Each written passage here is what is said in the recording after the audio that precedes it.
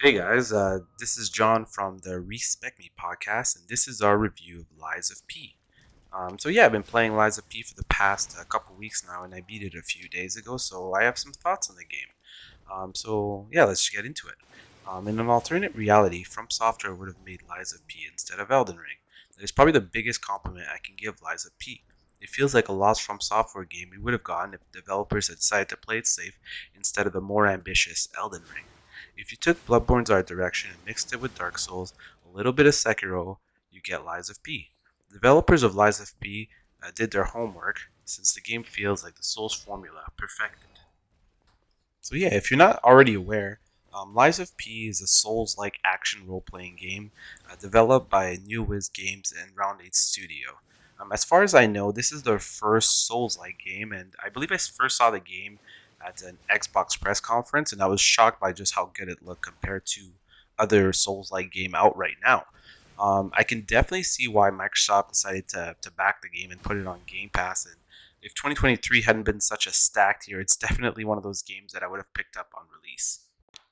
The story of Lies of P is a twist on the classic Pinocchio story. Your main character wakes up in the city of Kratz. So Kratz is this Victorian era city, and he's immediately attacked by these killer puppet robots. And your initial goal, is to kind of like explore the city and find out what's going on. And as you explore the city, you find out that these robots were actually intended to help the people of Kratz and entertain and things like that. But obviously, things went horribly wrong, and they've started attacking everybody. So that's one of the best mysteries of the game, is figuring out what happened in the city. You meet a lot of eccentric characters, fight various bosses, and things like that. Um, it does feel like the studio here made an effort to try and add more story and characters and make it really the forefront of the game. And that feels really different from software games, where you don't, in software games, you don't really know what's going on, right? But it feels like in this game, you'll still be very confused. Like a lot of the mysteries um, will be very, you'll be figuring that out throughout the game, but still that you still have a clearer direction, and your companions are less vague than you would in a From Software game. So definitely, that's definitely something that stood out to me compared to regular From Software games. As of late, From Software has been one of the most inspiring developer in the gaming industry, and it seems like just about every week we get a new Souls-like game, and so it's not surprising. A few games can match the quality of From Software's released. As a fan of the studio since Demon Souls on the PS3, it's been surreal to see kind of like the mainstream success the company now enjoys with games like Elden Ring. But few games I've seen match what I've seen with Lies of P. The game has a variety of weapons, one-handed weapons, two-handed swords, spears, bone-cutting saws, axes, police batons, etc. You can also swap out your robotic arm, and you get access to cool abilities like having a shield that explodes upon impact. You're able to set up mines. You have a buster-like cannon, kind of like a Mega Man Buster cannon. So it's very cool in that way, that it gives you a lot of customization. But of course, it's very similar to the alternative weapon system in Sekiro, the one that gives you kind of like those firecracker abilities. So the influence is always there. When it comes to the difficulty of the game, I felt like the game was kind of all over the place. Generally, I would say that it's about as hard as any Souls game, but not quite the difficulty of something like Sekiro. Most of the bosses I was able to beat after a few tries, save for three or four bosses that I was stuck on longer than I'd like to admit. No fight felt particularly unfair, and something you can definitely count on is that you're able to summon in an NPC for the majority of the fights, but that will trivialize a lot of the difficulty. So that's definitely something to keep in mind. I thought that going through the actual areas was quite a bit easier than Souls games, just because there's frequent checkpoints, and they're very generous with shortcuts and things like that. So going through the areas was not as big of a pain. So don't expect anything like Blighttown or Lost Izalith from Dark Souls 1. It's definitely a much more approachable in that regards. Yeah, so when we're speaking from a visuals perspective, I was really impressed with this game. So when I first played it, it was initially on the demo version of the PS5, and it played perfectly. It was really ran really well.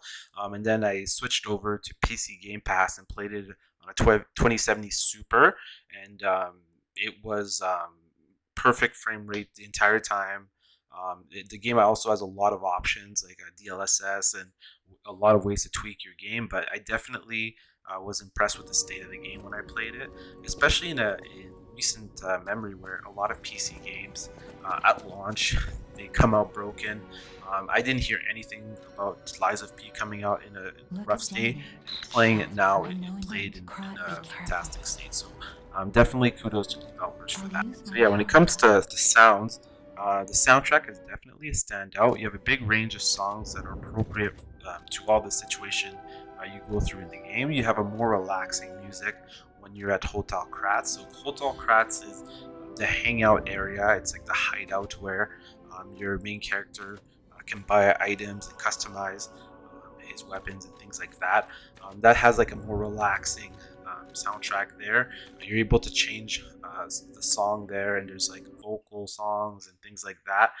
The boss fights have the proper bombastic boss music you expect from a game of this style. So definitely a standout for me in this game was the soundtrack. And something else that really surprised me was the performances out of the cast of the in the game. A lot of the voice acting really stood out to me, and I will say that a lot of the voice actor I had never heard them before, so it was nice playing a game where you didn't recognize everybody that acted, and they all did a really good job.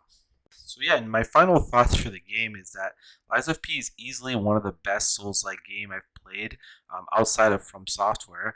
The only unfortunate thing is that it didn't really surprise me from a gameplay perspective. The only thing that really surprised me were some of the creative enemy designs and the interesting story premise.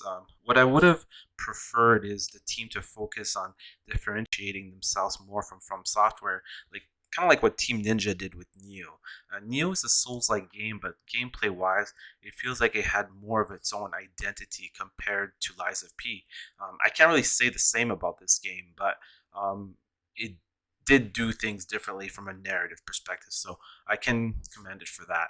I would definitely recommend Lies of P to any From Software game fan, but be warned that it won't feel like the most original game, and it will feel like a game you've played before, but probably one of the highest quality of this type of game. It's definitely a game that I will add to my rotation in for the future, of kind of like how I do with Souls game, where I replay them every couple years or so. Neowiz is definitely a developer to watch out for. It's pretty crazy that they were able to deliver a game of such high quality on their first go around. So definitely keep an eye out for that. So yeah, thanks for listening to my review of Lies of P.